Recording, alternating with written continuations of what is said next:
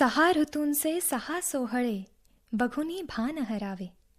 ऋतू म्हणजे फिरता काल, समस्त सृष्टीला कवटाळणारा, हर घटकेला तिला हसवणारा, रडवणारा, नटवणारा, उन्हात तापवणारा, वाऱ्यात सुकवणारा, भिजवणारा, कालाचा अगदी लहान अंश म्हणजे ऋतू.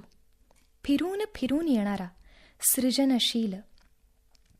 त्या ऋतूमध्ये आपण घराबाहेर पडलो की अंगणापासून परसापर्यंत आणि शेतापासून जंगलापर्यंत वनश्री सृष्टीत अनेक चेतोहारी बदल पाहायला मिळतात.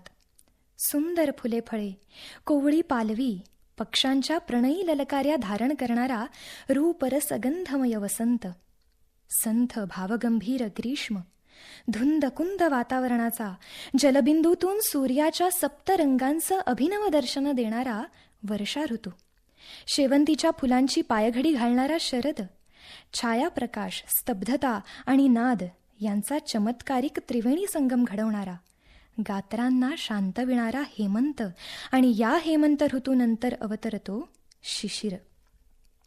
साधारणतः माघ आणि फाल्गुन हा शिशिराचा काळ. वाढत जाणारा थंडीचा कडाका, अतिशीत वाऱ्यामुळे वातावरणात जाणवणारी रुक्षता, सर्वत्र दिसते ती पानगळ आणि आसमंतात भरून राहिलेली काहीशी उदासीनता.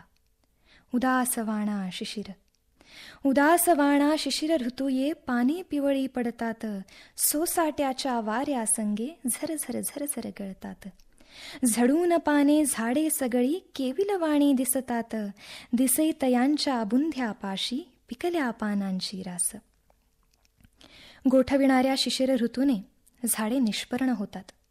खूप पानझड होते, पण त्याच वेळी ही कडक थंडी आंब्याचा, काजूचा मोहर येण्यास अनुकूल ठरते. सुखदुःख, आशा निराशा, ऊन सावल्या या प्रतिकात्मक खेळाप्रमाणे पानगळ आणि नंतर येणारी नवपालवी या दोन्ही गोष्टी आहेत.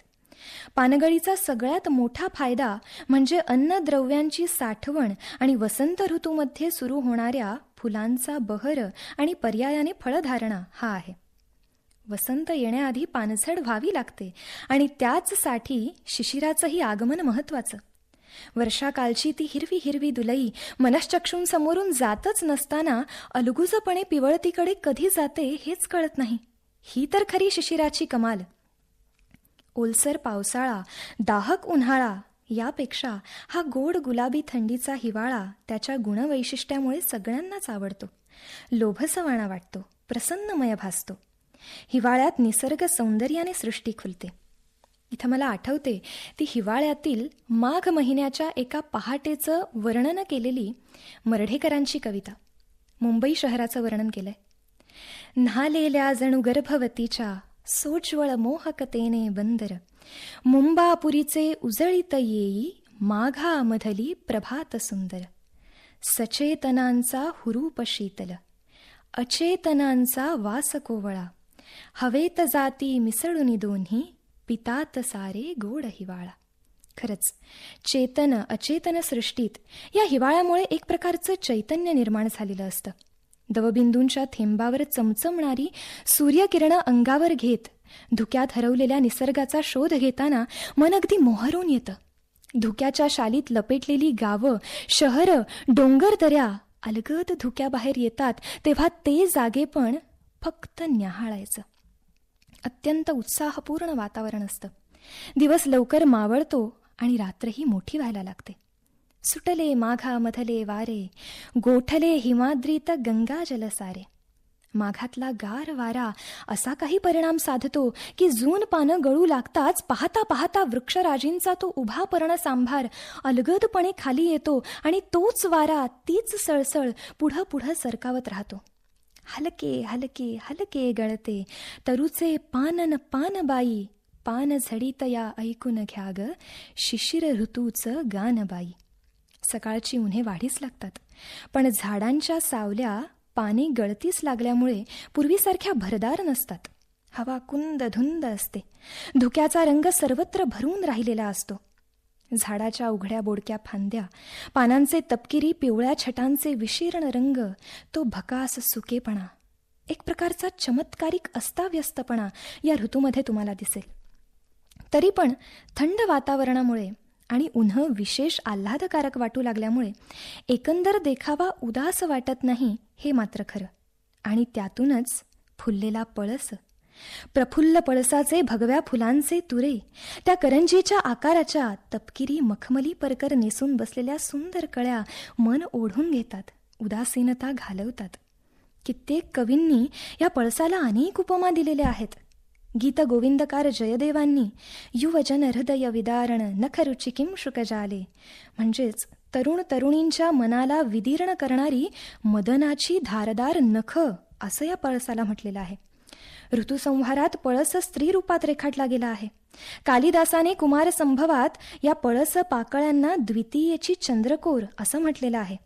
एकूणच काय तर शिशिरात फुलणारा हा पळस, त्याचं एक वेगळंच कौतुक, सगळ्यांचंच लक्ष तो वेधून घेतो. झाड पळसाचे डोंगरात घाटात उभे थाटात, निष्पर्ण जरी लेतो फुलांचा साज, निष्पर्ण जरी लेतो फुलांचा साज, मोहवी आज. पण हे सगळं जरी असलं तरी मात्र सृष्टीतला हिरवेपणा उडत जातो. आता आंबा, चिंच, वड, फणस यांचा हिरवा रंग दिसतो तो केवळ अपवाद म्हणूनच. बाकी झाडांवरची पाने बरीचशी मातकट झालेली असतात. थंडीच्या माऱ्यात धरणी आपलं औदार्य आखडून घेते. पानात वाहणारा रस रोखला जातो आणि ही पाने माती सपाट होतात. झाडाच्या विरळ झालेल्या माथ्यावर उडत्या पाखरांच्या सावल्या तरळू लागतात. झाडांचे सांगाडे उभे असतात. पाणी आटल्यामुळे जलाशयाची हालचाल तर थांबलेलीच असते, पण मोठ्या नद्याही अंग चोरूनच चालल्या आहेत असं वाटू लागतं. उन्हाने नसेल इतकी पाने शिशिरातल्या हिवाने आणि वाऱ्याने कोळून जातात. ती भराभर पिवळी तपकिरी होऊन खाली गळतात. मात्र नवी पालवी हळूहळू फुटू लागते. ओक्या बोक्या वृक्षवल्लरींच्या पानं गळून गेलेल्या खुणातून नकळत कोंब जागवलेले असतात. उदास निरुत्साही मानवी मन ते नवपालव पाहून सुखावतात. अर्थात माघातच ही किमया घडत असताना आपण मात्र चैत्र पालवी फुटली असं म्हणून मोकळे होतो. इतके आपण वसंतोत्सुक नव्हे वसंत वेडेही असतो.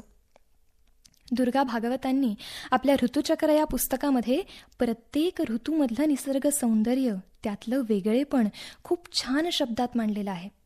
त्या म्हणतात की या शिशिर ऋतूचं कर्तृत्व पाहायचं म्हटलं तर खरोखरच झाडाचं व्यक्तिमत्व आणि त्यावर घडणारे पक्ष्यांच्या जीवनाचे इतिहास दुसऱ्या कुठल्याही ऋतूत क्वचितच इतके स्पष्ट पाहायला मिळतात.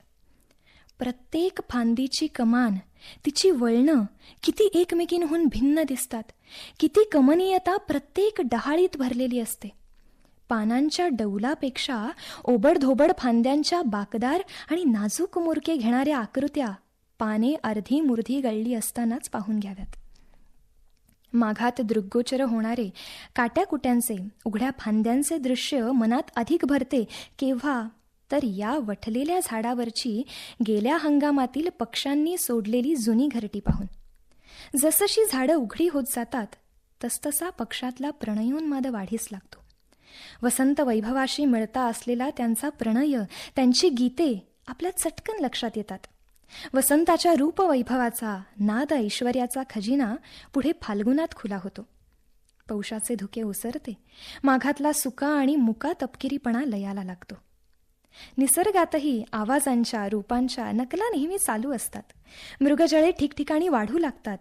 झाडात, आकाशात पक्ष्यांचे प्रणयाने आर्द्र आणि मधुर झालेले, साद आणि प्रतिसादींच्या रूपात तानेसारखे वाटणारे आवाज एकमेकात मिसळू लागतात. साळुंक्यांच्या आवाजातला किंद्रेपणा कमी होऊन त्यांच्या गळ्यातला गोडवा आपल्याला डुलायला लावतो. जमीन सुकते, सूर्य तापतो, धूळ वर उडते आणि वाऱ्यांच्या झुळकांबरोबर सुकलेली पानं गिरक्यांचा नाच खेळू लागतात. उन्हामुळे झाडातला अंगरस वाढीला लागतो. झाडांवर कोवळ्या पालवीची लाजरी हिरवळ अंग चोरून उभी राहिलेली असते. बहुतेक झाडांवरची जुनी पानं गळूनच गेलेली असतात आणि नवी पालवी भराभर फुटू लागते. या दिवसातील पानगळतीने त्यांची जागा घेणारी टवटवीत कोवळी नवीन पालवी, पुनरपि जननम पुनरपि मरणम, हे वैश्विक सत्य हा ऋतू सिद्ध करून जातो. जसे साज क्रमाक्रमाने चढतात तसेच ते क्रमाक्रमाने उतरतातही. एक एक शृंगार उतरून सृष्टीच्या गाभ्याचं दर्शन आपण घेतो. खूप नटण्याचं आणि अजिबात न नटण्याचं, प्राकृतिक साधेपणाचं रहस्य अंती एकच आहे हेच ऋतू शिकवतात. निर्मिती, वाढ, पूर्णता आणि विनाश आणि विनाशातूनच फिरून उत्पत्ती हे चराचराच्या अस्तित्वाचं रहस्य हर घडीला प्रत्येक ऋतू आपापल्या रंगीत लिपीत लिहून दाखवतो. प्रत्येक ऋतू सुंदर आहे आणि प्रत्येक ऋतूच्या सौंदर्यात वेगळेपण आहे. म्हणून तर 6 ऋतूंचे 6 सोहळे आणि त्यातलाच हा शिशिर सोहळा.